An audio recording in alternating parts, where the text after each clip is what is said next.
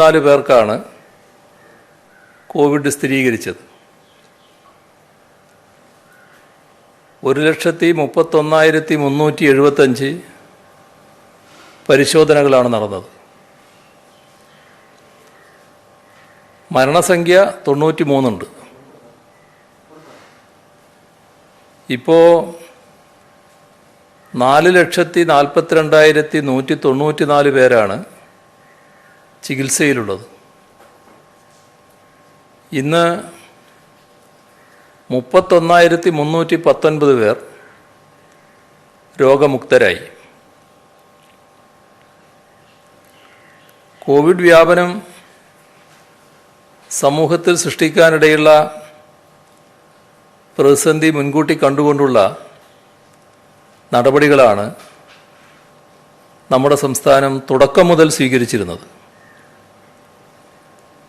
Covid ആദ്യം ബാധിക്കുക നമ്മുടെ അടുക്കളയായിരിക്കും. അതുകൊണ്ടാണ്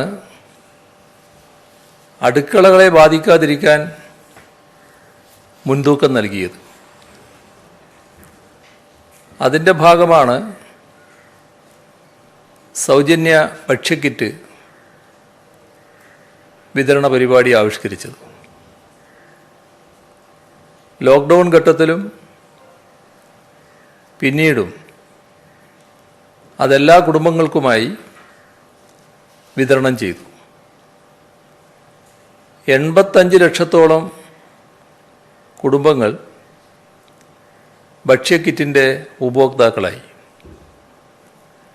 മുഖ്യമന്ത്രിയുടെ ദുരിതാശ്വാസ നിധിയിൽ നിന്നുള്ള തുകയും ഭക്ഷ്യവകുപ്പിൻ്റെ ബജറ്റ് വീതവും ഉപയോഗിച്ചാണ് ഭക്ഷ്യക്കിറ്റ് വിതരണം ചെയ്തത്.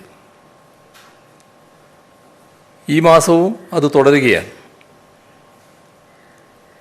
അതേപോലെ തന്നെ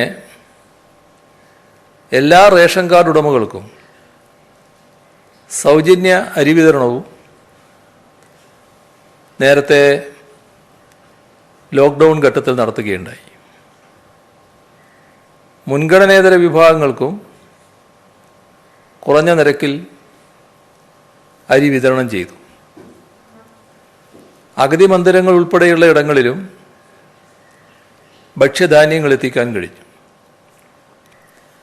അതിഥി തൊഴിലാളികൾക്ക് അവർക്കാവശ്യമുള്ള സാധനങ്ങൾ അടങ്ങിയ ഭക്ഷ്യക്കിറ്റാണ് വിതരണം ചെയ്തത്.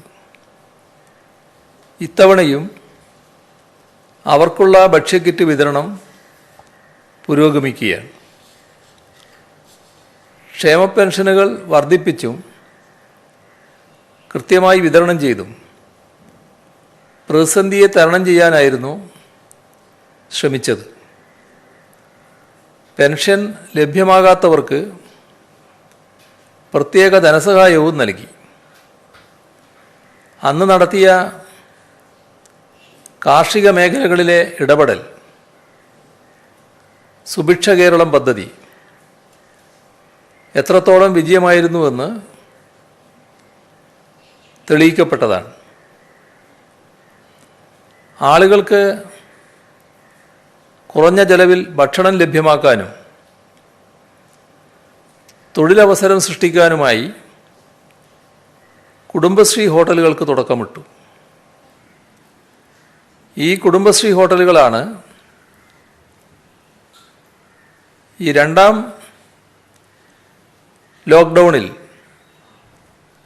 നമ്മുടെ ജനങ്ങൾക്ക് ആശ്വാസമേകുന്നത് എന്നുകൂടി കാണണം. കുടുംബശ്രീ വഴി നടപ്പാക്കിയ പലിശരഹിത വായ്പാ പദ്ധതിയും ആ ഘട്ടത്തിൽ സഹായകമായി. ഇത്തരം ഇടപെടലുകൾ തുടരണമെന്നാണ് ഉദ്ദേശിക്കുന്നത്. എല്ലാ ജില്ലകളിലും ടെസ്റ്റ് പോസിറ്റിവിറ്റി നിരക്ക് ഉയർന്നു നിൽക്കുന്ന സാഹചര്യത്തിൽ ലോക്ക്ഡൗൺ മെയ് 23 വരെ നീട്ടുകയാണ്. രോഗം നിയന്ത്രണ വിധേയമാകാത്ത രോഗികളുടെ എണ്ണം വർദ്ധിക്കുന്ന ഇടങ്ങളിൽ കടുത്ത നിയന്ത്രണം വേണ്ടിവരും. തിരുവനന്തപുരം, തൃശ്ശൂർ, എറണാകുളം, മലപ്പുറം എന്നീ ജില്ലകളിൽ 16-ന് ശേഷം ട്രിപ്പിൾ ലോക്ക്ഡൗൺ ഏർപ്പെടുത്താനാണ് തീരുമാനം. രോഗവ്യാപനം കുറച്ചു കൊണ്ടുവരാനാണ് കടുത്ത നിയന്ത്രണങ്ങൾ ഏർപ്പെടുത്തുന്നത്. ലോക്ക്ഡൗൺ നീട്ടുമ്പോൾ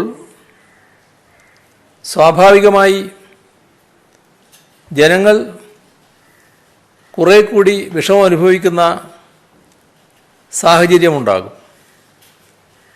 ഒന്നാം ഘട്ടത്തിലെ അനുഭവങ്ങൾ കൂടി കണക്കിലെടുത്ത് രണ്ടാം തരംഗം സൃഷ്ടിക്കുന്ന ദുരിതം മറികടക്കാൻ പ്രത്യേക പദ്ധതികൾ നടപ്പാക്കുകയാണ്. അവശ്യ സാധന കിറ്റ് 2021 ജൂണിലും വിതരണം ചെയ്യും. ഇപ്പോൾ ഈ മാസം വരെയാണ് പ്രഖ്യാപിച്ചത്. അടുത്ത മാസവും അത് തുടരും. മെയ് മാസത്തെ സാമൂഹ്യ സുരക്ഷാ പെൻഷൻ വിതരണം ഉടൻ പൂർത്തിയാക്കും. 823,23 രൂപയാണ് പെൻഷനായി വിതരണം ചെയ്യുന്നത്. വിവിധ ക്ഷേമനിധി ബോർഡുകളിൽ അംഗങ്ങളായവർക്ക് 1000 രൂപ വീതം ധനസഹായം അനുവദിക്കും. ക്ഷേമനിധി ബോർഡുകളുടെ ഫണ്ടാണ് ഇതിന് ഉപയോഗിക്കുക. സ്വന്തം ഫണ്ടില്ലാത്ത ക്ഷേമനിധി ബോർഡുകളെ സർക്കാർ സഹായിക്കും. ക്ഷേമനിധികളിൽ നിന്ന് ഈ രീതിയിൽ സഹായം ലഭിക്കാത്ത BPL കുടുംബങ്ങളുണ്ടാവും. അത്തരം കുടുംബങ്ങൾക്ക് ഒറ്റത്തവണ സഹായമായി 1000 രൂപ വീതം നൽകും. സാമൂഹ്യനീതി വകുപ്പിലെയും വനിതാ ശിശു വികസന വകുപ്പിലെയും അംഗൻവാടി ജീവനക്കാർ ഉൾപ്പെടെയുള്ള താൽക്കാലിക ജീവനക്കാർക്ക് ലോക്ക്ഡൗൺ കാലത്ത് ശമ്പളം മുടങ്ങാതെ നൽകും. കുടുംബശ്രീയുടെ 19,500 ADSകൾക്ക് 1,00,000 രൂപ വീതം റിവോൾവിംഗ് ഫണ്ട് അനുവദിക്കും. കുടുംബശ്രീ വഴിയുള്ള മുഖ്യമന്ത്രിയുടെ സഹായഹസ്തം വായ്പാ പദ്ധതിയിലെ ഈ വർഷത്തെ പലിശ സബ്സിഡി 93 കോടി രൂപ മുൻകൂറായി നൽകും. കുടുംബശ്രീയുടെ റീസർജൻറ്റ് കേരള വായ്പാ പദ്ധതിയുടെ ഭാഗമായിട്ടുള്ള ഈ വർഷത്തെ പലിശ സബ്സിഡി 76 കോടി രൂപ അയൽക്കൂട്ടങ്ങൾക്ക് മുൻകൂറായി അനുവദിക്കും. കുടുംബശ്രീ നൽകിയ വായ്പകളുടെ തിരിച്ചടവിന് 6 മാസത്തെ മൊറട്ടോറിയത്തിന് കേന്ദ്ര സർക്കാരിനോട് ആവശ്യപ്പെടും. കുടുംബശ്രീക്ക് സഹകരണ സ്ഥാപനങ്ങൾ നൽകിയ വായ്പകൾക്ക് കൂടി ഇത് ബാധകമാകും. ബാങ്കുകളാണ് കുടുംബശ്രീക്ക് വായ്പ നൽകിയിട്ടുള്ളത്. അതുകൊണ്ടാണ് കേന്ദ്ര സർക്കാരിനോട് ആവശ്യപ്പെടുന്നത്. വസ്തുനികുതി, ടൂറിസം നികുതി, ലൈസൻസ് പുതുക്കൽ തുടങ്ങിയവയ്ക്കുള്ള സമയം ദീർഘിപ്പിക്കും. മുൻപ് വിശദമാക്കിയതുപോലെ ലോക്ക്ഡൗണിൻ്റെ ഗുണഫലം എത്രത്തോളം ഉണ്ടെന്ന് മനസ്സിലാക്കാൻ ഇനിയും അല്പ ദിവസങ്ങൾ കൂടി കഴിയേണ്ടതുണ്ട്. ഈ മെയ് മാസം കേരളത്തെ സംബന്ധിച്ച് വളരെ നിർണായകമാണ് എന്നാണ് വിദഗ്ധർ ചൂണ്ടിക്കാട്ടുന്നത്.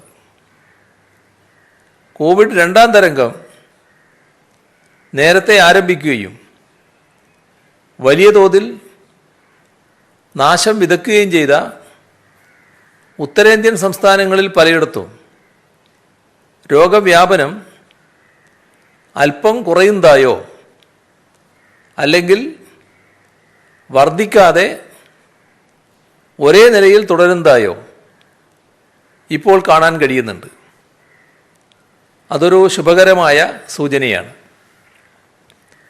നിലവിൽ രോഗവ്യാപനം വലിയ തോതിൽ കൂടിക്കൊണ്ടിരിക്കുന്ന പ്രവണതയാണ് കേരളം ഉൾപ്പെടെയുള്ള തെക്കേ ഇന്ത്യൻ സംസ്ഥാനങ്ങളിൽ മെയ് മാസത്തിന് ശേഷം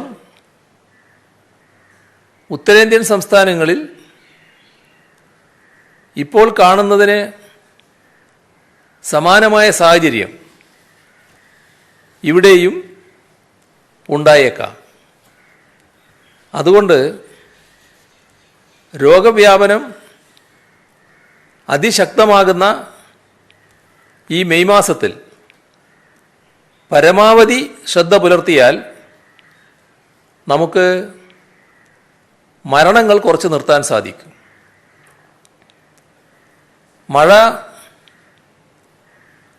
ശക്തമാവുകയാണെങ്കിൽ രോഗവ്യാപനം കൂടാനുള്ള സാധ്യത കൂടി കണക്കിലെടുക്കണം. ഈ ചെറുപ്പക്കാർ ഈ ഘട്ടത്തിൽ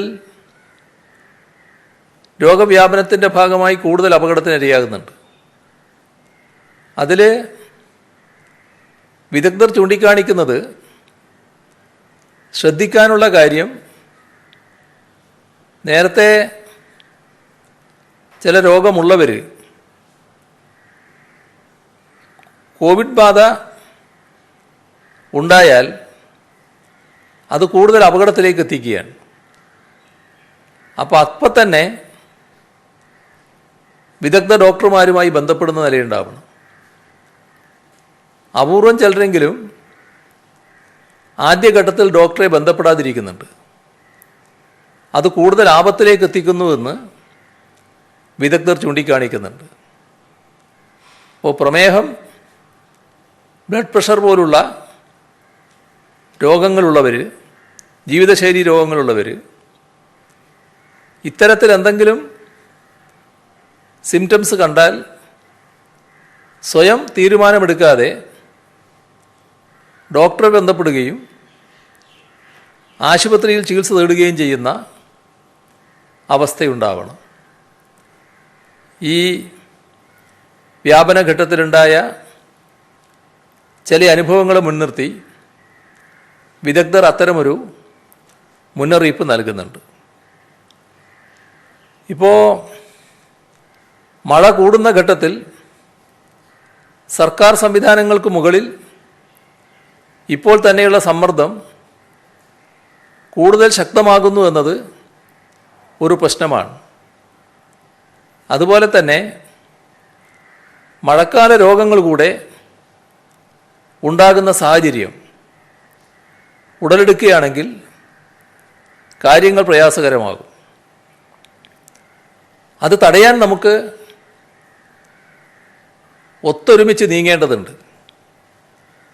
കഴിഞ്ഞ തവണ ഇക്കാര്യത്തിൽ നല്ല നിലക്ക് നീങ്ങാൻ നമുക്ക് കഴിഞ്ഞിട്ടുണ്ട്. സമൂഹമെന്ന നിലക്ക് മഴക്കാലപൂർവ്വ ശുചീകരണം കൂടുതൽ വേഗത്തിലും മികവിലും പൂർത്തിയാക്കേണ്ടതുണ്ട്. ലോക്ക്ഡൗണിൻ്റെ ഭാഗമായി എല്ലാവരും വീട്ടിൽ തന്നെ കഴിയാൻ നിർബന്ധിതമായ സാഹചര്യമാണുള്ളത്. വീടുകൾക്ക് ചുറ്റുമുള്ള ഇടങ്ങളിൽ കൊതുകിന് മുട്ടയിട്ട് വളരാനുള്ള സാഹചര്യം പാടെ ഇല്ലാതാക്കണം. അതിനായി വെള്ളം കെട്ടിക്കിടക്കാതിരിക്കാൻ പ്രത്യേകം ശ്രദ്ധിക്കണം. ഇക്കാര്യം ഓരോ വീട്ടുകാരും പ്രധാന ഉത്തരവാദിത്വമായി ഏറ്റെടുക്കണം. ഈ വരുന്ന ഞായറാഴ്ച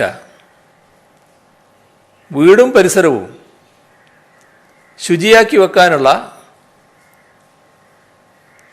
പ്രവർത്തനങ്ങൾ നടത്തുന്നതിനായി നമുക്ക് ആ ദിനം ഡ്രൈ ഡേ ആയി ആചരിക്കാം. എല്ലാവരുടെയും പൂർണ്ണ സഹകരണം ഇക്കാര്യത്തിൽ ഉണ്ടാകണമെന്നാണ് അഭ്യർത്ഥിക്കാനുള്ളത്. കോവിഡ് ബ്രിഗേഡ് പാക്കേജിൻ്റെ ഭാഗമായി NHM സ്റ്റാഫുകൾക്കുള്ള ഇൻസെൻറ്റീവിനും റിസ്ക് അലവൻസിനുമായി ആരോഗ്യവകുപ്പ് 77,42,00,000 രൂപ അനുവദിച്ചു. 2020 ഡിസംബർ മുതൽ 2021 ഏപ്രിൽ വരെയുള്ള തുകയാണ് അനുവദിച്ചിരിക്കുന്നത്.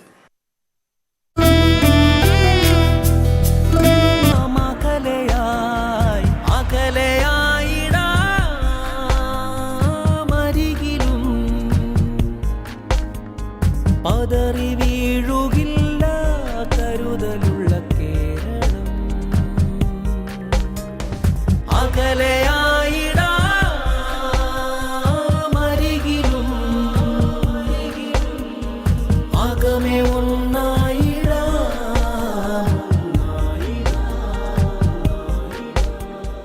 പതറി വീഴുകില്ല കരുതലുള്ള കേരളം.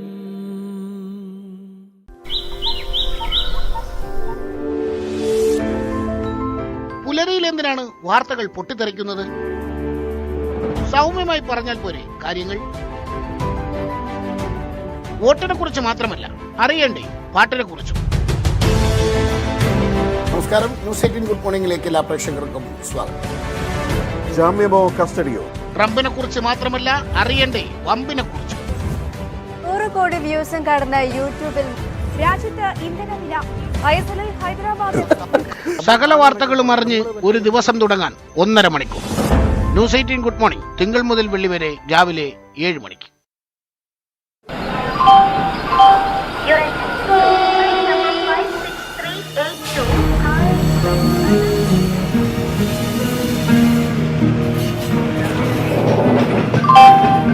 യാത്രക്കാരുടെ ശ്രദ്ധയ്ക്ക് ന്യൂസ് 18 എക്സ്പ്രസ് 1-ാം നമ്പർ പ്ലാറ്റ്ഫോമിലേക്ക് അല്പസമയത്തിനകം എത്തിച്ചേരുന്നതാണ്.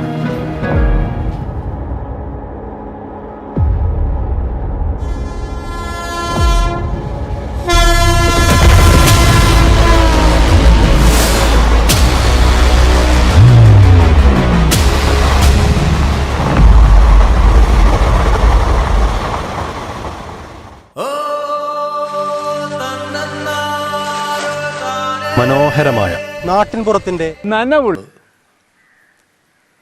സംസ്ഥാനത്ത് കോവിഷീൽഡ് വാക്സിൻ ആദ്യ ഡോസ് സ്വീകരിച്ച് 84 ദിവസം പൂർത്തിയായവർക്ക് മാത്രമേ നാളെ മുതൽ രണ്ടാമത്തെ ഡോസ് അനുവദിക്കുകയുള്ളൂ. കേന്ദ്ര ആരോഗ്യ കുടുംബക്ഷേമ മന്ത്രാലയം നൽകിയിട്ടുള്ള പുതുക്കിയ മാർഗനിർദ്ദേശപ്രകാരമാണ് ഈ മാറ്റം. ഇതനുസരിച്ച് 12 മുതൽ 16 ആഴ്ചകൾക്കുള്ളിൽ കോവിഷീൽഡ് രണ്ടാമത്തെ ഡോസ് വാക്സിൻ എടുത്താൽ മതിയാകും. എന്നാൽ കോവാക്സിൻ രണ്ടാമത്തെ ഡോസ് മുൻപ് നിശ്ചയിച്ചിട്ടുള്ളതുപോലെ 4 മുതൽ 6 ആഴ്ചകൾക്കുള്ളിൽ എടുക്കണം. ഇതിൽ മാറ്റം വരുത്തിയിട്ടില്ല. രണ്ടാം ഡോസ് എടുക്കുമ്പോൾ 84 മുതൽ 112 ദിവസങ്ങളുടെ ഇടവേള കോവിഷീൽഡിന് കൂടുതൽ ഫലപ്രാപ്തി നൽകുന്നു എന്ന് കണ്ടെത്തിയതിനെ തുടർന്നാണ് 2 ഡോസുകൾ തമ്മിലുള്ള ഇടവേള വർദ്ധിപ്പിച്ചിട്ടുള്ളത്. വാക്സിനേഷൻ കേന്ദ്രങ്ങളിൽ തിരക്ക് കൂട്ടേണ്ട കാര്യമില്ല. എല്ലാവർക്കും വാക്സിൻ ലഭ്യമാകുന്നതാണ്. 18 മുതൽ 18-നും 45-നും ഇടയിലുള്ള വയസ്സുകാരിൽ വാക്സിൻ നൽകാൻ മുൻഗണനാടിസ്ഥാനത്തിൽ നാളെ മുതൽ രജിസ്ട്രേഷൻ തുടങ്ങും. തിങ്കൾ മുതൽ വാക്സിൻ നൽകും. വാക്സിൻ എടുത്തു കഴിഞ്ഞാലും മാസ്ക് ധരിക്കുകയും കൈകൾ ഇടക്കിടക്ക് വൃത്തിയാക്കുകയും ശാരീരിക അകലം പാലിക്കുകയും വേണം. സമൂഹത്തിലെ എല്ലാവരും വാക്സിൻ സ്വീകരിച്ച് സുരക്ഷിതരാകുന്നതുവരെ പ്രതിരോധത്തിനായുള്ള പ്രാഥമിക കാര്യങ്ങൾ എല്ലാവരും തുടരേണ്ടതുണ്ട്. കേരളത്തിൻ്റെ ടെസ്റ്റിംഗ് സ്ട്രാറ്റജിയിൽ ചില മാറ്റങ്ങൾ വരുത്തിയിട്ടുണ്ട്. നിലവിലെ സാഹചര്യത്തിൽ ആൻറ്റിജൻ ടെസ്റ്റ് പോസിറ്റീവാണെങ്കിൽ RT-PCR ചെയ്ത് അത് വീണ്ടും ഉറപ്പിക്കുന്നതിന് പകരം പോസിറ്റീവായി പരിഗണിക്കാൻ തീരുമാനിച്ചു. ആശുപത്രികളിൽ നിന്നും ഡിസ്ചാർജ് ചെയ്യാൻ ടെസ്റ്റ് ചെയ്യുന്ന രീതിയും ഒഴിവാക്കിയിരിക്കുന്നു. മറ്റു പല സംസ്ഥാനങ്ങളിലും ഗ്രാമപ്രദേശങ്ങളിൽ രോഗം ശക്തമായി വ്യാപിക്കുകയാണ്. മഹാരാഷ്ട്രയിലും UP-യിലും 56% രോഗബാധിതരും ഗ്രാമപ്രദേശങ്ങളിലാണ്. ഛത്തീസ്ഗഡിൽ അത് കരുതലുള്ള കേരളം.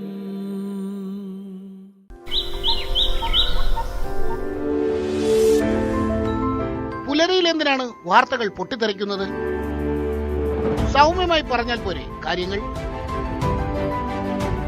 വോട്ടിനെ കുറിച്ച് മാത്രമല്ല, അറിയണ്ടേ പാട്ടിനെ കുറിച്ചും. നമസ്കാരം. ന്യൂസ് 18 ഗുഡ് മോർണിംഗിലേക്ക് എല്ലാ പ്രേക്ഷകർക്കും സ്വാഗതം. ജാമ്യമോ കസ്റ്റഡിയോ? ട്രംപിനെ കുറിച്ച് മാത്രമല്ല, അറിയണ്ടേ വമ്പിനെ കുറിച്ചും. 100 കോടി വ്യൂസും കടന്ന യൂട്യൂബിൽ രാജ്യത്ത് ഇന്ധനവില ഐഎസ്എല്ലിൽ ഹൈദരാബാദ് സകല വാർത്തകളും അറിഞ്ഞ് ഒരു ദിവസം തുടങ്ങാൻ 1.5 മണിക്കൂർ. ന്യൂസ് 18 ഗുഡ് മോർണിംഗ് തിങ്കൾ മുതൽ വെള്ളി വരെ രാവിലെ 7 മണിക്ക്.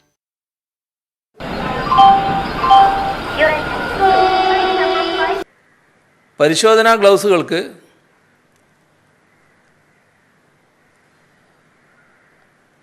$5.75, ഹാൻഡ് സാനിറ്റൈസർ 500 മില്ലിക്ക് 192 രൂപ, 200 മില്ലിക്ക് 98 രൂപ, 100 മില്ലിക്ക് 55 രൂപ.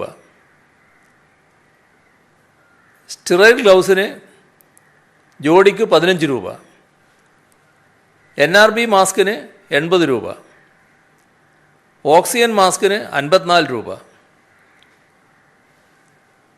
ഹ്യൂമിഡിഫയറുള്ള ഫ്ലോ മീറ്ററിന് 1520 രൂപ, ഫിംഗർ ടിപ്പ് പൾസ് ഓക്സിമീറ്ററിന് 1500 രൂപ.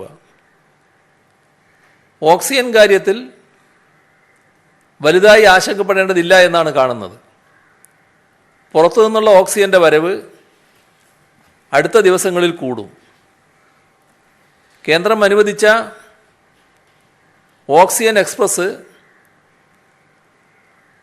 150 മെട്രിക് ടണ്ണും മറ്റ് 3 സ്ഥലങ്ങളിൽ നിന്ന് വേറെയും ഓക്സിജൻ ലഭ്യമാവുന്നതോടെ നമുക്ക് ഓക്സിജനുമായി ബന്ധപ്പെട്ട പ്രശ്നമുണ്ടാകില്ല. അതോടൊപ്പം കപ്പൽ മാർഗം ഇറക്കാനുള്ള നടപടിയുമുണ്ട്. പക്ഷേ കൃത്യമായ നിരീക്ഷണം ഇക്കാര്യത്തിൽ ഉണ്ടാവണമെന്ന് ബന്ധപ്പെട്ടവർക്ക് നിർദ്ദേശം നൽകിയിട്ടുണ്ട്. ലോക്ക്ഡൗൺ കാലം വീട്ടിൽ തനിച്ചിരിക്കുന്നത് കൊണ്ട് പുസ്തകങ്ങൾ വായിക്കാൻ ആഗ്രഹിക്കുന്നവരുണ്ടാകും. അതിനായി പുസ്തകങ്ങൾ കൊറിയർ വഴി നൽകാവുന്നതാണ്.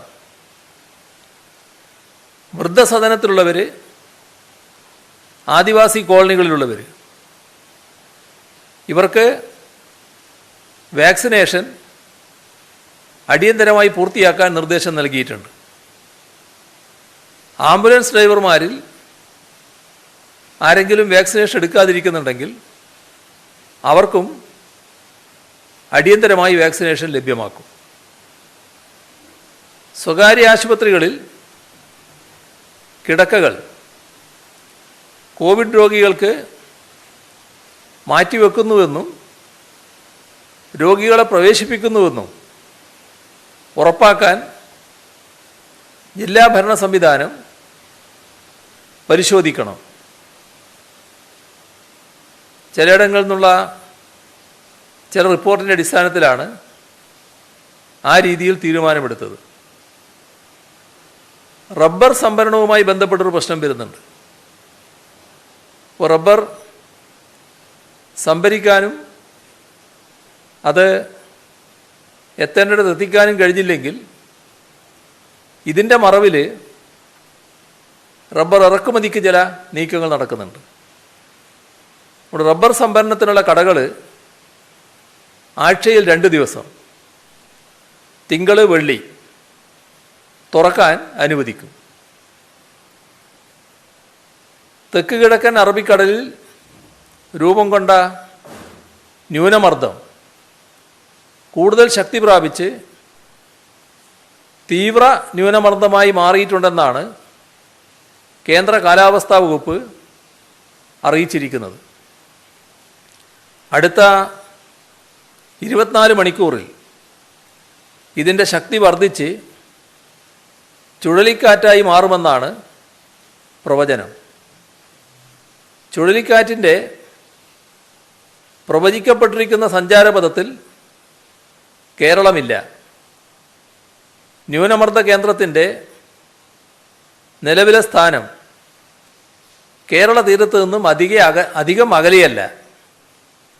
അതുകൊണ്ട് തന്നെ കേരളത്തിൽ മെയ് 16 വരെ അതിതീവ്രമായ മഴയും ശക്തമായ കാറ്റും രൂക്ഷമായ കടൽക്ഷോഭവും തുടരുമെന്നാണ് മുന്നറിയിപ്പ്.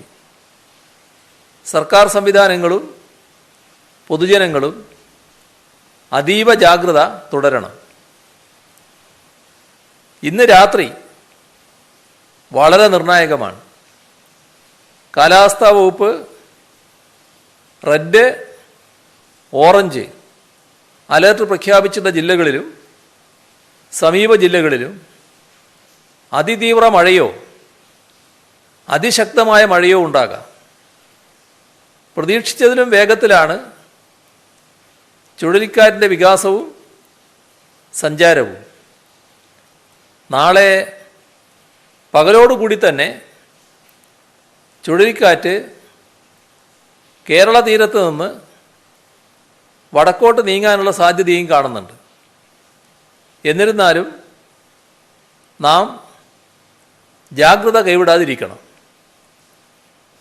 കാറ്റിൻ്റെ സ്വാധീനം കൂടുതലുണ്ടാകാൻ സാധ്യതയുള്ളത് വടക്കൻ ജില്ലകളായ കണ്ണൂർ, കാസർഗോഡ് ജില്ലകളിലാണ്. സമീപ ജില്ലകളിലും കാറ്റ് പ്രതീക്ഷിക്കാം.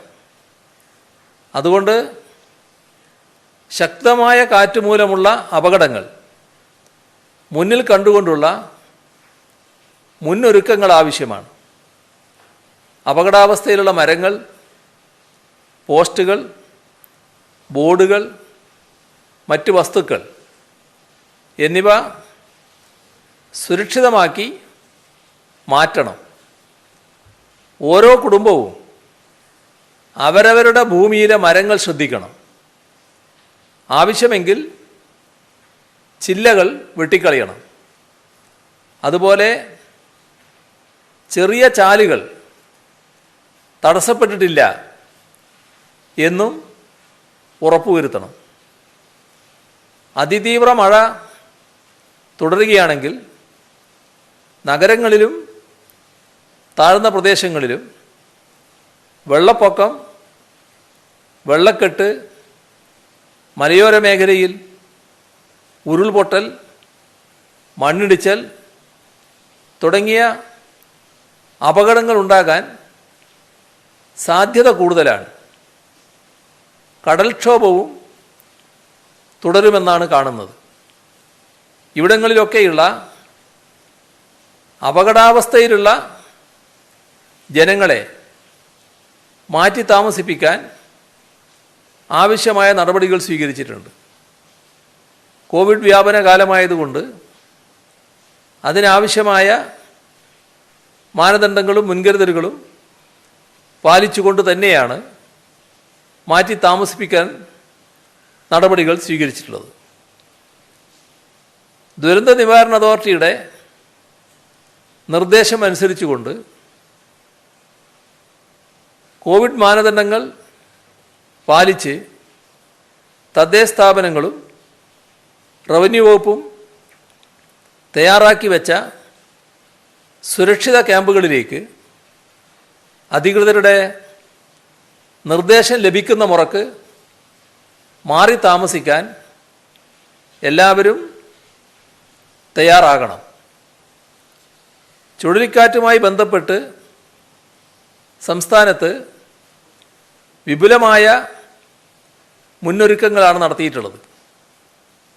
ഏത് അടിയന്തര ഘട്ടത്തെയും നേരിടാൻ കേന്ദ്ര സംസ്ഥാന സേനകൾ സജ്ജമാക്കിയിട്ടുണ്ട്. ദേശീയ ദുരന്ത നിവാരണ സേനയുടെ 9 സംഘങ്ങളെ മുൻകരുതലായി വിന്യസിച്ചിട്ടുണ്ട്. കൊല്ലം, ആലപ്പുഴ, ഇടുക്കി, പത്തനംതിട്ട, എറണാകുളം, തൃശ്ശൂർ, മലപ്പുറം, കോഴിക്കോട്, വയനാട് എന്നീ ജില്ലകളിലാണ് നിലവിൽ ദേശീയ ദുരന്ത നിവാരണ സേനയെ വിന്യസിച്ചിരിക്കുന്നത്. കരസേനയുടെ DSC ഒരു ടീമിനെ കാസർഗോഡും 2 ടീമുകളെ കണ്ണൂരും വിന്യസിച്ചിട്ടുണ്ട്.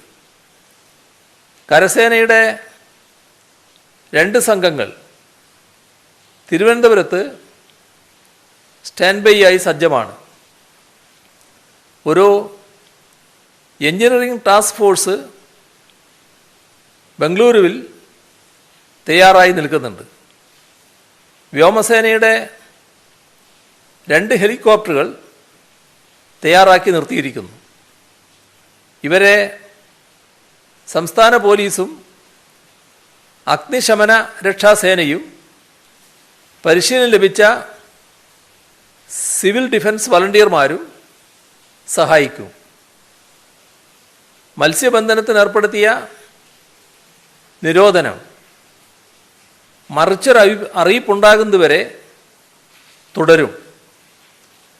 കടലിലുണ്ടായിരുന്ന മത്സ്യത്തൊഴിലാളികളെ സുരക്ഷിതമായി മുൻകൂട്ടി തന്നെ കരക്കെത്തിക്കാൻ സാധിച്ചിട്ടുണ്ട്. ന്യൂനമർദ്ദത്തിൻ്റെ രൂപീകരണവും വികാസവും സംസ്ഥാന ദുരന്ത നിവാരണ അതോറിറ്റിയുടെ എമർജൻസി ഓപ്പറേഷൻ സെൻറ്റർ സൂക്ഷ്മമായി നിരീക്ഷിച്ചു വരികയാണ്. തുടർ വിവരങ്ങൾ യഥാസമയം പൊതുജനങ്ങളെ അറിയിക്കും. നിർദ്ദേശങ്ങൾ കർശനമായി പാലിക്കണം. ജില്ലാ ദുരന്ത നിവാരണ അതോറിറ്റികളുടെ കൺട്രോൾ റൂമുകൾ 24 മണിക്കൂറും പ്രവർത്തിക്കുന്നുണ്ട്. 1077 1077 എന്ന ടോൾ ഫ്രീ നമ്പറിൽ EOCയുമായി ബന്ധപ്പെടാവുന്നതാണ്.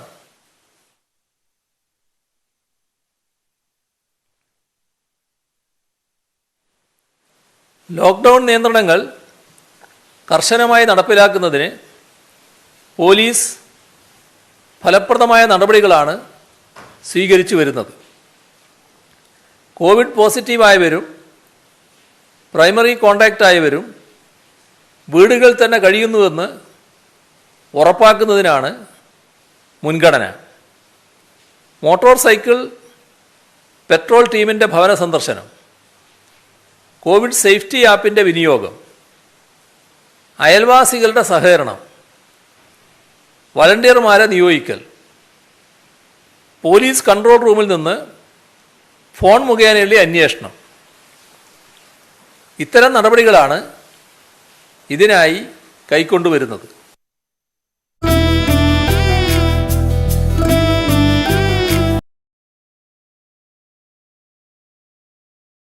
അറിയണ്ടേ പാട്ടിനെ കുറിച്ചും. നമസ്കാരം. ന്യൂസ് 18 ഗുഡ് മോർണിംഗിലേക്ക് എല്ലാ പ്രേക്ഷകർക്കും സ്വാഗതം. ജാമ്യമോ കസ്റ്റഡിയോ? ട്രംപിനെ കുറിച്ച് മാത്രമല്ല, അറിയണ്ടേ വമ്പിനെ കുറിച്ച്.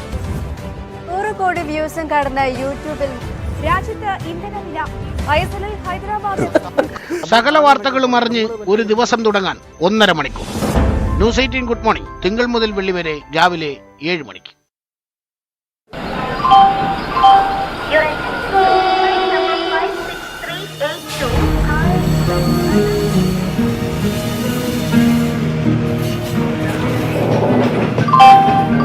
യാത്രക്കാരുടെ ശ്രദ്ധയ്ക്ക് ന്യൂസ് 18 എക്സ്പ്രസ് 1 നമ്പർ പ്ലാറ്റ്ഫോമിലേക്ക് അല്പസമയത്തിനകം എത്തിച്ചേരുന്നതാണ്.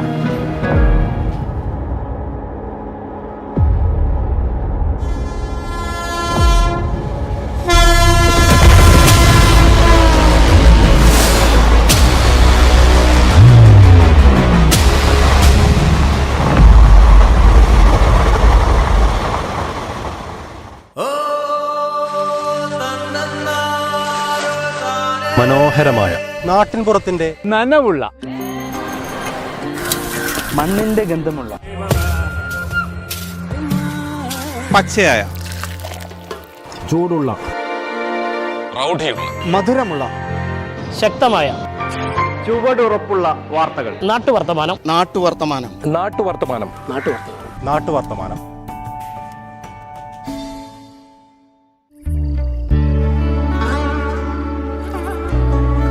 ഓരോ നാടിന്റെയും മനോഹരമായ കാഴ്ചകൾ. സ്വർണ്ണത്തിളക്കമുള്ള വയൽനാട്. വയലാർ പ്രണയിച്ച പെരിയാർ. നല്ല ചൂടുള്ള മധുരമുള്ള വാർത്തകൾ. കത്രിക കട്ടില്ലാതെ. നാട്ടുവർത്തമാനം. ഡോക്ടർമാർ, നഴ്സുമാർ, paramedical staff, lab technicians, health inspector course പാസ്സായവർ എന്നിവരെല്ലാം ഈ ടീമിലുണ്ട്. അതോടൊപ്പം തന്നെ CFLTCകളിൽ പ്രവർത്തിക്കാനും കോവിഡ് മൂലം മരണമടഞ്ഞവരുടെ സംസ്കാരം ചടങ്ങുകൾ നടത്താൻ പരിശീലനം ലഭിച്ച വളണ്ടിയർമാരും ഈ മെഡിക്കൽ ടീമിലുണ്ടാവും. ടീമിൻ്റെ ലീസ്റ്റ് ജില്ലാ ഭരണ സംവിധാനത്തിന് കൈമാറുമെന്നാണ് ഭാരവാഹികൾ അറിയിച്ചിട്ടുള്ളത്. അപ്പോൾ ഇത്തരം ഒരു മുൻകൈയെടുത്ത യുവജനക്ഷേമ ബോർഡിനെ ഈ ഘട്ടത്തിൽ അഭിനന്ദിക്കുന്നു. ഇവിടെ ദുരിതാശ്വാസവുമായി ബന്ധപ്പെട്ട് വലിയ തോതിലുള്ള സഹായമാണ് പ്രവഹിക്കുന്നത്. Reliance British Petroleum Mobility Limited അവരുടെ പമ്പുകളിൽ ജില്ലാ ഭരണ സംവിധാനത്തിൻ്റെ അനുമതിയിൽ പ്രവർത്തിക്കുന്ന കോവിഡ് രോഗികളെ കൊണ്ടുപോകുന്നതിനുള്ള 108 ആംബുലൻസുകൾക്ക് ജൂൺ 30 വരെ ദിവസം പരമാവധി 50 ലിറ്റർ പെട്രോളോ ഡീസലോ സൗജന്യമായി നൽകുമെന്ന് അറിയിച്ചിട്ടുണ്ട്. കേരള NGO യൂണിയൻ കോഴിക്കോട് ജില്ലാ കമ്മിറ്റി കോഴിക്കോട് മെഡിക്കൽ കോളേജിലേക്ക് 15 ലക്ഷം രൂപയുടെ ഉപകരണങ്ങൾ നൽകുന്നതായി അറിയിച്ചു. കോട്ടയം ജ്ഞാനായ കത്തോലിക്ക അതിരൂപതയുടെ യുവജന സംഘടനയായ KCYL-ന്റെ നേതൃത്വത്തിൽ വാക്സിൻ സ്വീകരിക്കുന്നതിന് മുൻപായി യുവാക്കൾ കോട്ടയം കാരിത്താസ് ആശുപത്രിയിൽ രക്തദാനം നടത്തുമെന്ന് അറിയിച്ചു. കോഴിക്കോട് ആസ്ഥാനമായി പ്രവർത്തിക്കുന്ന CRCയും മലപ്പുറം ആസ്ഥാനമായി പ്രവർത്തിക്കുന്ന മദിൻ-നേബിൾ വേൾഡും സംയുക്തമായി ഭിന്നശേഷിക്കാർക്ക് വേണ്ടി വാക്സിനേഷൻ ഹെൽപ്പ് ഡെസ്ക് 24 മണിക്കൂർ മാനസികാരോഗ്യ ഹെൽപ്പ് ലൈൻ, കുട്ടികൾക്കായി ഓൺലൈൻ തെറാപ്പി, അത്യാവശ്യ സന്ദർഭങ്ങളിൽ മരുന്ന്, ആംബുലൻസ് എന്നീ സേവനങ്ങൾ ലഭ്യമാക്കുമെന്ന് അറിയിച്ചു. കോവി കെയർ കേരള എന്നാണ് പദ്ധതിക്ക് പേർ നൽകിയിരിക്കുന്നത്. ദേവികുളങ്ങര വാവാസ് ഗ്രൂപ്പ് ഉടമ മജീദ് പഞ്ചായത്തിന് ആംബുലൻസ് സംഭാവന ചെയ്തു. Kerala state service pensioners union, Ernakulam ജില്ലാ ബ്ലോക്ക് യൂണിറ്റ് കമ്മിറ്റികൾ ചേർന്ന് ആദ്യ ഗഡു 15 ലക്ഷം രൂപ, ഇരിട്ടി നഗരസഭ 15 ലക്ഷം രൂപ വീതം ഉൾപ്പെടെ 7,32,550. തുമ്പൂർ സർവീസ് സഹകരണ ബാങ്ക് 7,20,000. തടിക്കടവ് സർവീസ് സഹകരണ ബാങ്ക് 7 ലക്ഷം.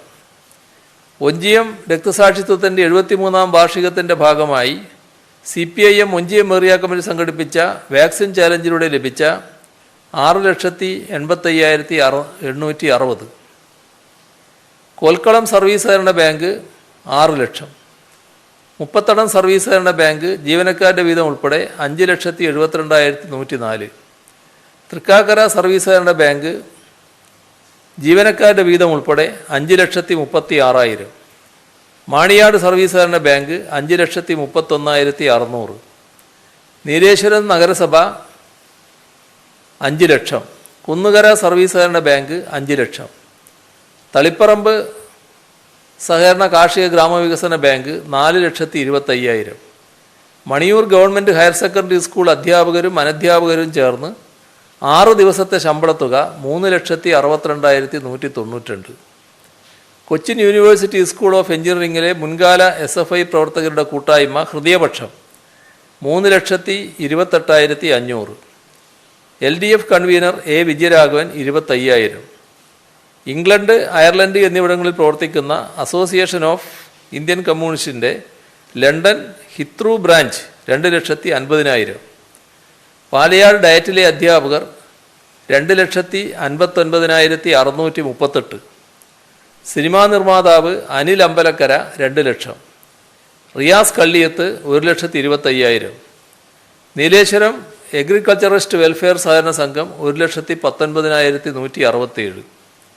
തളിപ്പറമ്പ് കോഓപ്പറേറ്റീവ് എഡ്യൂക്കേഷണൽ സൊസൈറ്റിയും ജീവനക്കാരും 1,10,704. റോട്ടറി ക്ലബ് ഓഫ് കൊട്ടാരക്കര 1 ലക്ഷം. കെ റസാഖ് തൃക്കാക്കര 1 ലക്ഷം. തങ്കപ്പൻ തുണ്ടിയിൽ ചങ്കമുഴ നഗർ 1 ലക്ഷം. വിജയകുമാർ ഒക്സേഷ്യ ലൈഫ് സർവീസ് തേവര 1 ലക്ഷം. കോതമംഗലം സ്വദേശികളായ ബാലബാലനും ഭാര്യ സുമതിയമ്മയും 1 ലക്ഷം. എഴുത്തുകാരൻ പ്രഭാകരൻ പഴശ്ശി 1 ലക്ഷം. കുമാരപുരം മോസ്ക് ലൈനിലെ പ്രൊഫസർ സുരേഷ് ചന്ദും പ്രൊഫസർ അനിതയും ചേർന്ന് 1 ലക്ഷം. ചുമട്ടുതൊഴിലാളി യൂണിയൻ CITU കാഞ്ഞങ്ങാട് ഏറിയ കമ്മിറ്റി 62,200. തിരുവനന്തപുരം ഐരുപ്പാറയിലെ കമ്പ്യൂട്ടർ ജീവനക്കാരും ഉടമ മോഹൻദാസും ചേർന്ന് 60,000 രൂപ. State complaint authority member KP Somarajan 50,000 രൂപ. State police complaint authority member K Balasubramanian 50,000 രൂപ. അഡ്വക്കേറ്റ് ക്ലാർക്ക് അസോസിയേഷൻ സംസ്ഥാന കമ്മിറ്റി 50,000 രൂപ. CPIM Meppayur north local committee secretary PP Radhakrishnan 50,000 രൂപ. തിരുവനന്തപുരം മെഡിക്കൽ കോളേജിലെ nursing superintendent Sudharma 50,000. All Kerala motor driving school instructors and workers association Nedumangad unit 50,000. Kothamangalam Mankuttathil MU ജേക്കബിൻ്റെയും Mary ജേക്കബിൻ്റെയും 45ാം വിവാഹ വാർഷിക ദിനത്തിൽ 45,000. Puliyanarkotta diabetes centre hospital employees union 42,000 രൂപ. ബാക്കി കുറച്ച് പേരുണ്ട്, അത് നാളെ പിന്നീട് പറയാം, അതായിരിക്കും നല്ലത്, അല്ലെങ്കിൽ ഈ സമയം കഴിഞ്ഞു പോകും. ഇത്രയും വിവരങ്ങളാണ് ഇന്ന് കൈമാറാനുള്ളത്. CM ഈ 4 ജില്ലകളിലെ ട്രിപ്പിൾ ലോക്ക്ഡൗൺ നമ്മൾ ആദ്യഘട്ടത്തെ പോലെ ഈ പുറത്തേക്ക് ഇറങ്ങുന്നതിലും കുറെ കൂടി നിയന്ത്രണം, കടകൾ തുറക്കുന്നതിൽ നിയന്ത്രണം, നിർമ്മാണ പ്രവർത്തനങ്ങൾക്ക് നിയന്ത്രണം, ആ രീതിയിൽ സ്ട്രോങ് ആയിട്ടുള്ള രീതിയിലായിരിക്കുമോ? എങ്ങനെ അതിൻ്റെ മാർഗരേഖ? അത് കുറച്ച് കടുത്ത രീതിയിൽ തന്നെയായിരിക്കും. നേരത്തെ നമ്മൾ കാസർഗോഡ് ആദ്യഘട്ടത്തിൽ നടപ്പിലാക്കിയിരുന്നു ട്രിപ്പിൾ ലോക്ക്ഡൗൺ. അതുപോലെ നല്ല രീതിയിലുള്ള നിയന്ത്രണങ്ങൾ ഉണ്ടാകുക എന്നാണ് ഉദ്ദേശിക്കുന്നത്. കാരണം ഇവിടങ്ങളിൽ രോഗികളുടെ എണ്ണത്തിൽ വലിയ കുറവ് വരുന്നില്ല, വലിയ തോതിൽ തന്നെ വ്യാപിക്കുന്ന അവസ്ഥയുണ്ടാകുന്നു. അപ്പോൾ ഒരു കടുത്ത നടപടികളിലൂടെ മാത്രമേ നിയന്ത്രിക്കാൻ കഴിയൂ എന്നാണ് തോന്നുന്നത്. അതുകൊണ്ടാണത് ഏർപ്പെടുത്തേണ്ടി വരുന്നത്. CM 20-ാം തീയതി മന്ത്രിസഭയുടെ സത്യപ്രതിജ്ഞയാണ്. ആ ദിവസം എങ്ങനെയാകും ഈ ട്രിപ്പിൾ ലോക്ക്ഡൌൺ? തിരുവനന്തപുരം ലോക്ക്ഡൌൺ ഇപ്പോൾ വരുന്ന ജില്ലയാണ്. ബന്ധപ്പെട്ട് പ്രത്യേകം ആലോചിക്കും എങ്ങനെയാണെന്നുള്ളത്. അത് പ്രത്യേകം ആലോചിച്ചുകൊണ്ട് അതിനെപ്പറ്റി വിശദമായി തന്നെ പറയും എന്താണെന്നുള്ളത്. CM ഈ ഓക്സിജന്റെ ഒരു ആവശ്യകത 450 മെട്രിക് ടൺ ആണ് നമ്മൾ ചോദിച്ചത്. ഇന്നലെ അത് 300 ചുല്ലാനമാണ് അനുവദിച്ചിരിക്കുന്നത്. അപ്പോൾ നമുക്കത് മതിയോ? കൂടുതൽ നമുക്ക് ലഭ്യമാക്കേണ്ട സാഹചര്യം ഇപ്പോൾ ഉണ്ടോ? ഇപ്പോൾ കിട്ടിയ വിവരങ്ങൾ വെച്ച് നേരത്തെ ഞാൻ പറഞ്ഞല്ലോ, അതിന് നല്ല രീതിയിലുള്ള ലഭ്യതയാണ് ഉറപ്പ് നൽകിയിട്ടുള്ളത്. അത് പല വഴികളിലൂടെ നമുക്ക് ലഭിക്കുമെന്നാണ് കിട്ടിയിട്ടുള്ളത്. അപ്പോൾ അത്തരമൊരു സാഹചര്യം വന്നാൽ ആശങ്കയ്ക്ക് യാതൊരു അടിസ്ഥാനവും ഉണ്ടാവില്ല. CM ഈ മർച്ചന്റ് നേവി വിഭാഗത്തിൽപ്പെട്ട ജീവനക്കാരിൽ അവർക്ക് പലപ്പോഴും ജോലിക്ക് കയറണമെങ്കിൽ വാക്സിന് 1 ഡോസെങ്കിലും സ്വീകരിച്ചു എന്നുള്ള സർട്ടിഫിക്കറ്റ് വേണമെന്ന് പറയുന്നത്. അപ്പോൾ അവർക്ക് പലരും 45 വയസ്സിന് താഴെ ആയതുകൊണ്ട് അവർക്ക് പ്രത്യേക പരിഗണന നൽകുമോ? മറ്റൊന്ന്, ഇപ്പോൾ ഈ ലോക്ക്ഡൗണിൻ്റെ ഭാഗമായി ആരോഗ്യ സർവകലാശാല 19-ന് നടത്താൻ നിശ്ചയിച്ച MBBS പരീക്ഷ മാറ്റിവെക്കില്ലേ?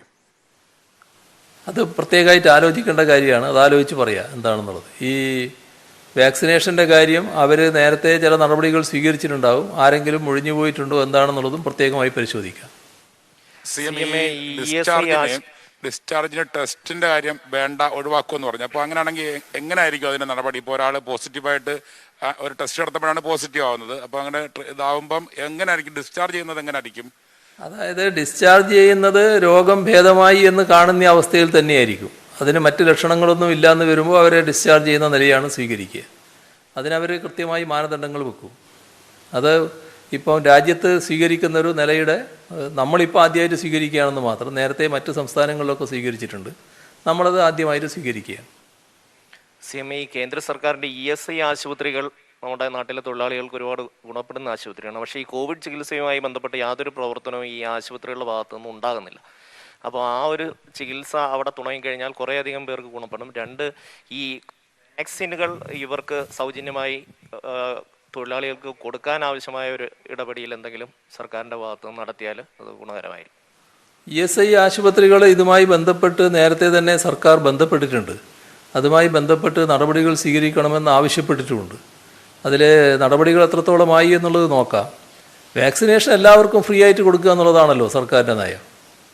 CM മറ്റൊരു കാര്യം, ഈ ഭക്ഷ്യധാന്യ കിറ്റ് നമ്മൾ നൽകുന്നു പറഞ്ഞു. അപ്പം ഈ റേഷൻ കാർഡ് ഇല്ലാത്ത കുറേ പേരുണ്ട്. പ്രത്യേകിച്ച് തീരദേശ നിയമത്തിന്റെ അടിസ്ഥാനത്തിൽ റേഷൻ കാർഡ് ഇല്ലാത്ത ആളുകൾക്കും കൂടി പ്രത്യേകമായി പരിഗണന ഈ പ്രാവശ്യം ഭക്ഷ്യധാന്യ കിറ്റ്. ഇപ്പം ആരുമില്ല. അതൊക്കെ പണ്ടുള്ളത് ഒരു കാലമായിരുന്നു. അവർക്ക് എല്ലാവർക്കും റേഷൻ കാർഡ് കൊടുക്കാനുള്ള നടപടികൾ എടുത്തിട്ടുണ്ട്. ഇനി അതുമായി ബന്ധപ്പെട്ട് എന്തെങ്കിലും പ്രശ്നമുണ്ടെങ്കിൽ അത് സ്ഥലത്ത് അവർ ബന്ധപ്പെട്ടാൽ അതിനുള്ള സംവിധാനം ഒരുക്കും. CM റബ്ബർ കർഷകരുടെ കാര്യം പറഞ്ഞു. അതുപോലെ തന്നെ ഈ തേങ്ങ സംഭരിക്കുന്ന കടകൾ തുറക്കാത്തതുകൊണ്ട് നാളികേര കർഷകർ അങ്ങനെ ഒരു പ്രതിസന്ധി അനുഭവിക്കുന്നുണ്ടെന്ന് അവർ വിളിച്ച് പറയുന്നുണ്ട്. അതിനെന്തെങ്കിലും പരിഹാരം ഉണ്ടാവും? ഒരു കാര്യം കൂടി, ഈ 18 മുതൽ 45 വരെ കൊടുക്കാനുള്ള എല്ലാ ജില്ലകളിലും ആവശ്യമായ വാക്സിൻ നമുക്ക് എത്തിയിട്ടുണ്ടോ? അതോ വരും ദിവസങ്ങളിൽ എത്തുമെന്ന പ്രതീക്ഷയാണ്? ഇവിടെ ഈ മലഞ്ചരക്കുമായിട്ട് ബന്ധപ്പെട്ടിട്ടുള്ള ചില കാര്യങ്ങളിൽ ചില കടകൾ തുറക്കേണ്ടതായിട്ട് വരും. അത് വേറൊരു രീതിയിൽ ആലോചിക്കാമെന്ന് വെച്ചിട്ടുണ്ട്. പക്ഷേ ഈ റബ്ബറിൻ്റെ കാര്യത്തിലുള്ളതുപോലുള്ള ഒരു പ്രശ്നം അതിനകത്തൊന്നുമില്ല. കാരണം ഈ ഒരാഴ്ച കഴിഞ്ഞു പോയാലും മറ്റു തരത്തിൽ പ്രശ്നങ്ങൾ ഉണ്ടാകാനില്ല. അതുകൊണ്ടാണ് അതിൽ ധൃതിപ്പെട്ടൊരു നിലപാട് എടുക്കാതിരുന്നത്. ഏതായാലും അത് ആലോചിച്ചിട്ടുണ്ട്, ഉചിതമായ നിലപാട് എടുക്കും. കേരളത്തിലെ തീരമേഖലയിൽ സമാനതകളില്ലാത്ത ഒരു ദുരിതപർവമാണിപ്പോൾ കടൽക്ഷോഭവും അതിനോടനുബന്ധിച്ചുള്ള പ്രശ്നങ്ങളും. ഇപ്പോൾ ഈ ദുരിതാശ്വാസ ക്യാമ്പുകളിലേക്ക് മാറുന്ന അവിടെയും വളരെ പ്രയാസമുള്ള ഒരു സാഹചര്യമാണ്. പിന്നെ ഈ കോവിഡിൻ്റെ സാഹചര്യവും കൂടെ മുൻനിർത്തി ഇപ്പോൾ ഈ മൺസൂൺ കാലത്ത് എല്ലാ വർഷവും ഇതുപോലെ കടൽക്ഷോഭം ഉണ്ടാകാറുണ്ട്. തീരത്ത് ഇതേ പ്രശ്നങ്ങൾ ഉണ്ടാകാറുണ്ട്. അപ്പം സ്ഥിരമായി ഇതുപോലെ സൗകര്യങ്ങളോട് കൂടിയ ദുരിതാശ്വാസ ക്യാമ്പും സംവിധാനവും ഉണ്ടാക്കാനുള്ള ഒരു നടപടി മുൻകൂട്ടി കണ്ട് തീർച്ചയായും അത്തരത്തിലുള്ള നടപടികളാണ് നമുക്ക് ആവശ്യം. അതോടൊപ്പം ഈ കടലാക്രമണം വലിയ തോതിൽ വ്യാപകമാവുകയാണ്. ഇതൊരു അതിർത്തിയായി കണ്ടുകൊണ്ട് തന്നെ സംരക്ഷിക്കുന്നതിനുള്ള നടപടികൾ എടുക്കണമെന്ന് നേരത്തെ തന്നെ കേന്ദ്ര ഗവൺമെൻറ്റിനോട് ആവശ്യപ്പെട്ടതാണ്. പ്രത്യേകമായിട്ട് തന്നെ ആവശ്യം നമ്മൾ ഉന്നയിച്ചതാണ്. ആ കാര്യം നമുക്ക് തുറന്നും നടപടികളെടുക്കാം. 60 വയസ്സിന് മുകളിലുള്ളവർക്കാണ് നമ്മൾ ആദ്യം വാക്സിൻ കൊടുക്കാൻ ഉദ്ദേശിച്ചത്. അതിൽ പലരും ആ ഘട്ടത്തിൽ എടുക്കാത്ത ആളുകളുണ്ട്. എത്ര ശതമാനത്തോളം ഈ ഒരു ഏജ് ഗ്രൂപ്പിൽ ആളുകൾക്ക് വാക്സിൻ കൊടുത്തിരുന്ന കണക്കുണ്ടോ? ഇല്ലെങ്കിൽ ഇനി എന്താണ് അവർക്ക് എടുക്കാത്തവർക്ക് ഇനി എന്താണ് അതിനുള്ള അവസരം എങ്ങനെയാണ്? എൻ്റെ കയ്യിൽ ആ കണക്കില്ല. പക്ഷേ അത്തരം ആളുകൾ എടുക്കാതിരുന്നിട്ടുണ്ടെങ്കിൽ അവർക്കെല്ലാം ആദ്യം മുൻഗണനയോടെ കൊടുക്കുക എന്നുള്ളത് തന്നെയാണ് കാണുന്നത്. ഫസ്റ്റ് വാക്സിൻ എടുക്കുക എന്നുള്ളത് വളരെ പ്രധാനമാണ്. അത് എല്ലാവർക്കും കൊടുക്കുക എന്നുള്ളത് തന്നെയാണ് നിർബന്ധം. CMA തുടക്കത്തിൽ ഈ ഡോക്ടർമാരുടെ കുറിപ്പില്ലാതെ പാരസെറ്റമോൾ ഉൾപ്പെടെയുള്ള മരുന്നുകൾ മെഡിക്കൽ ഷോപ്പുകളിൽ നിന്ന് വിതരണം ചെയ്യുന്നത് തടഞ്ഞിരുന്നു. ആ ഘട്ടത്തിൽ എന്തെങ്കിലും നിയന്ത്രണങ്ങൾ ഏർപ്പെടുത്താൻ ഉദ്ദേശിക്കുന്നുണ്ടോ? കാരണം പലരും ചെറിയ ലക്ഷണങ്ങൾ കാണുമ്പോൾ ഈ തരത്തിൽ പാരസെറ്റമോളുകൾ കഴിക്കുന്ന ഒരു രീതി ഉണ്ട്. ഇത്തരം കാര്യങ്ങളൊക്കെ നടപടികളായിട്ട് എടുക്കുന്നത് നമ്മുടെ ഈ രംഗത്തുള്ള വിദഗ്ധ സംഘമുണ്ട്. അവരുടെ ശുപാർശയുടെ അടിസ്ഥാനത്തിലാണ്. ആ രീതിയിലൊരു ശുപാർശ ഇതേവരെ വന്നതായിട്ട് എൻ്റെ ശ്രദ്ധയിലില്ല. CMA നമ്മൾ ഒന്നാം ഘട്ടത്തിൽ ഫലപ്രദമായി കോവിഡിൻ്റെ നിയന്ത്രണങ്ങൾ നമ്മൾ മുന്നോട്ട് പോയി. രണ്ടാം ഘട്ടത്തിലും അതിൻ്റെ ഫലപ്രദമായ നടപടികളുമായി മുന്നോട്ട് പോവുകയാണ്. നമ്മൾ ഈ ലോക്ക്ഡൗൺ കാലത്ത് എത്ര അളവിൽ ഇത് നിയന്ത്രിച്ച് നിർത്തിയാൽ അപകട അവസ്ഥയിൽ നിന്ന് മാറും? അതായത് ഞാൻ ചോദിക്കുന്ന ഈ ടെസ്റ്റ് പോസിറ്റിവിറ്റി നിരക്കൊക്കെ എത്ര താഴ്ന്ന നിലയിലേക്ക് നമുക്ക് കൊണ്ടുവരാൻ എത്തിച്ചാൽ നമുക്ക് അപകട അവസ്ഥ മാറി എന്ന് നമുക്ക് പറയാൻ കഴിയും. അതോടൊപ്പം തന്നെ ഈ നിലവിൽ സംസ്ഥാന സർക്കാരിൻ്റെ കീഴിൽ വരുന്ന സഹകരണ ബാങ്കുകളിലും KSEFയിലൊക്കെ ഡെയിലി ചിട്ടി കളക്ഷനുണ്ട്. ഇപ്പോൾ ഈ ലോക്ക്ഡൗൺ കാരണം പൂർണ്ണമായി നിർത്തി വെച്ചിരിക്കുകയാണ്. അപ്പോൾ ഇവർക്കെല്ലാം ആശങ്കയുള്ളത് ഇതെല്ലാം ഒന്നിച്ചടക്കേണ്ടി വരുമോ എന്ന ആശങ്ക ആ കൂട്ടർ ഉന്നയിക്കുന്നുണ്ട്. ഈ രണ്ട് കാര്യങ്ങൾ അല്ല, ഡെയിലി ചിട്ടി കളക്ഷൻ എന്ന് പറയുന്നത് ആ ചിട്ടിയുടെ ഭാഗമായിട്ട് വരുന്നൊരു കാര്യമാണ്. അതിനാവശ്യമായ നടപടി അവർ ആ ബാങ്കുമായി ബന്ധപ്പെട്ട് സ്വീകരിക്കേണ്ട കാര്യമാണ്. ആ ചിട്ടിയുമായിട്ട് ബന്ധപ്പെട്ട് സ്വീകരിക്കേണ്ടതാണ്. അത് ചിലത് വായ്പ ചിട്ടി വിളിച്ചതുണ്ടാവും, അതുമായി ബന്ധപ്പെട്ടൊക്കെയുള്ള നടപടികളുണ്ടാവും. അത് പ്രത്യേകമായി പരിശോധിച്ചുകൊണ്ട് മാത്രമേ പറയാൻ പറ്റൂ. എനിക്കിപ്പോൾ ഒറ്റ ശ്വാസം പറയാൻ കഴിയില്ലത്.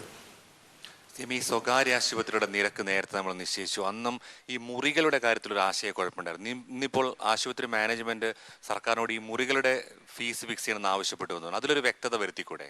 അത് പരിശോധിക്കാം. സീമ നേരത്തെ 2 ചോദ്യം ചോദിച്ചു.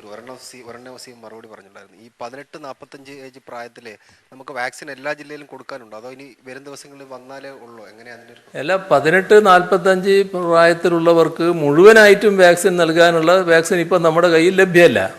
എന്നാൽ ഉള്ള വാക്സിൻ അതിൻ്റെ മുൻഗണനാക്രമം അനുസരിച്ച് കൊടുക്കാനാണ് ഇപ്പം നടപടി എടുക്കുന്നത്. അതിൻ്റെ രജിസ്ട്രേഷൻ നാളെ തൊട്ട് ഞാൻ പറഞ്ഞല്ലോ നേരത്തെ, അത് ആരംഭിക്കുകയാണ്. അപ്പോൾ അതിൻ്റെ മറ്റ് നടപടികൾ അതിൻ്റെ ഭാഗമായിട്ട് സ്വീകരിച്ചു പോകും. CMA BJP സംസ്ഥാന അധ്യക്ഷൻ K. സുരേന്ദ്രൻ കഴിഞ്ഞ ദിവസം ഫേസ്ബുക്കിലൊരു പോസ്റ്റ് ഇട്ടിരുന്നു. അപ്പം അതിൻ്റെ അകത്ത് എഴുതിയിരിക്കുന്ന 2 വർഷമായി പല പ്രമുഖ ചാനലുകളിലും CPMന്റെ ഫ്രാക്ഷൻ്റെ പ്രവർത്തനം ശക്തമായി. പിണറായി വിജയന് ഭരണ തുടർച്ച നൽകുക എന്ന ലക്ഷ്യത്തോടെ ഇത്തരം സംഘങ്ങൾ എല്ലാ ചാനലിലും ഡെസ്ക് കേന്ദ്രീകരിച്ച് പ്രവർത്തിക്കുന്നു. CPM ഏജന്റുമാരുടെ ഇടപെടൽ മുമ്പൊന്നുമില്ലാത്ത വിധം ഉണ്ടാകുന്നു എന്നൊക്കെ തുടങ്ങിയ ആരോപണങ്ങളാണ്. ഇത്തരത്തിൽ എല്ലാ ചാനലിലും CPMന്റെ ഫ്രാക്ഷൻ പ്രവർത്തിക്കുന്നുണ്ടോ? ഇതിനെക്കുറിച്ച് അങ്ങേക്ക് വല്ല ധാരണയാണ്? അത് ഈ ചാനലുകളിൽ പ്രവർത്തിച്ചുകൊണ്ടിരിക്കുന്നവരാണല്ലോ ധാരാളം ഇവിടെ ഇപ്പോൾ പങ്കെടുത്തിട്ടുള്ളത്. അവർക്കെല്ലാം അറിയാലോ എന്തൊക്കെയാണ് അവിടങ്ങളിൽ നടക്കുന്നത്. അപ്പോൾ ഈ തെരഞ്ഞെടുപ്പിൽ ജനങ്ങൾ വിധി രേഖപ്പെടുത്തിയപ്പോൾ അതിനെ എങ്ങനെയൊക്കെ വക്രീകരിച്ച് ചിത്രീകരിക്കാം, ആ തോന്നലിൻ്റെ ഭാഗമായിട്ട് വരുന്ന ഓരോ വിശദീകരണമായിട്ട് മാത്രമേ അതിനെയൊക്കെ കാണേണ്ടതായിട്ടുള്ളൂ. അപ്പോൾ നമുക്ക് പിന്നീടാവാം ബാക്കി.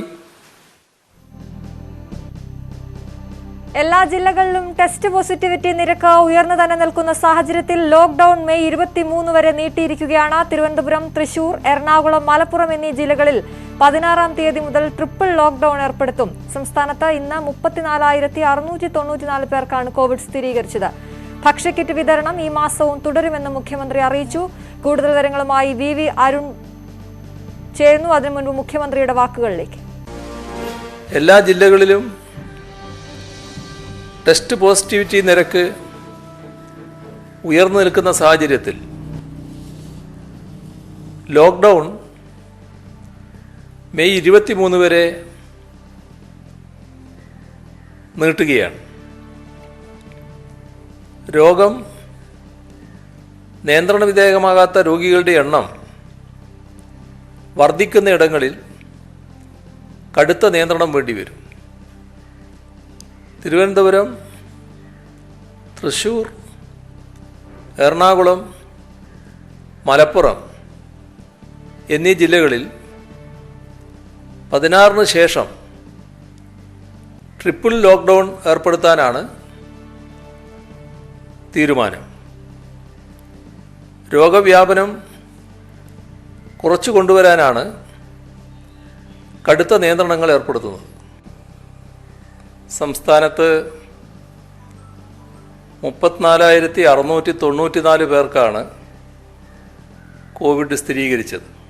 1,31,375 പരിശോധനകളാണ് നടന്നത്. മരണസംഖ്യ 93 ഉണ്ട്. ഇപ്പോൾ 4,42,194 പേരാണ് ചികിത്സയിലുള്ളത്. ഇന്ന് 31,319 പേർ രോഗമുക്തരായി.